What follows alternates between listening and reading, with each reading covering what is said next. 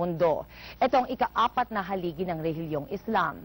Sa Riyadh, ginamit itong magandang pagkakataon para hikayatin ang mga Pilipinong Muslim na yakan na magkaisa para manaig ang kapayapaan sa kanilang probinsya ng Basilan. May balitang Middle East si Roland Blanco. Nangaral si Ustad Abdul Malik Ukung sa mga kapwa yakan isang araw bago magsimula ang Ramadan tungkol sa kahalagahan ng buwan ng pag-aayuno.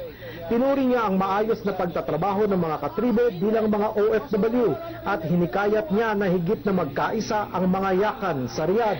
Ang mga yakan ang itinuturing na majority Muslim group sa lalawigan ng Basilan. Sa buwan ng Ramadan, paghupa ng kutukan ang hangad nila para sa kanilang probinsya. Maski isa ka magtanong sa Mindanao, ang yakan ay peace-loving people talaga. Ayaw nila yung gulo. Although may nangyayari na ganyan. Yung mga lawless element, minsan yan hindi taga Basilan, minsan galing sa ibang bayan.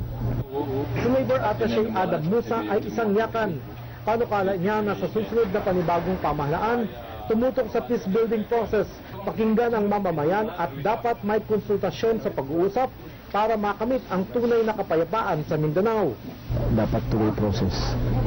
At matagal na ang ating problema sa Mindanao at sana masolusyonan na. At mahanap na kung ano bang solusyon sa problema. Kasi wala namang nanalo sa giyera, Roland lahat talo. Itong mga kababayan natin, pumunta nga rito magtrabaho dahil lumiwas doon sa giyera sa atin. Kailan binuo ng mga yakan sa Riyadh ang YOWA o Yakan Overseas Workers Association. Layo nilang palakasin ang kanilang tinig para ipaabot sa pamahalaan ang mga panukala at hinaing. Sana naman ang pamahalaan natin paunlarin nila ang kabuhayan sa cocoa industry at saka rubber industry dahil hindi pa sapat sa mga tao yung mga support na at saka tulong na binigay nila noon. Maliban sa cocoa at rubber industry, kilala rin ang yakan weaving, ang hobby ng makukulay na tela at kakaibang disenyo ng mga kababaihang yakan. Sa buwan ng Ramadan, panalangin nila na mas tutukan ng pamahalaan ang kanilang kabuhayan para malutas ang isa sa ugat ng giyera sa Mindanao, ang kahirapan. Kapayapaan na nakabatay sa maunlad na kabuhayan lamang daw makakamit ang tunay na kaunlaran.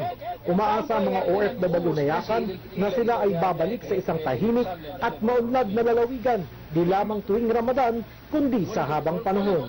Nagbabalita sa Middle East, Roland Blanco, Riyadh.